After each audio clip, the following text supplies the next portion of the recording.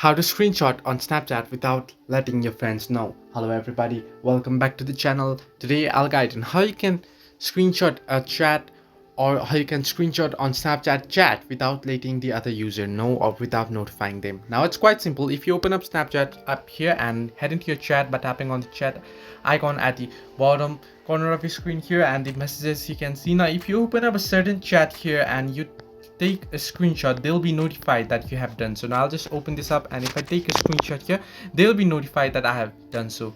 However, you can see that I'm already screen recording currently on this chat, but they are not being sent, or the notification is not being sent that I'm screen recording this chat right now. So the trick here is, what you want to do is you can screen record. You can scroll down the notification bar and you'll find screen recorder right there on the notification panel. Or if you don't have default screen recorder, what you can do is you can head into your Play Store or App Store and search in for screen recorder.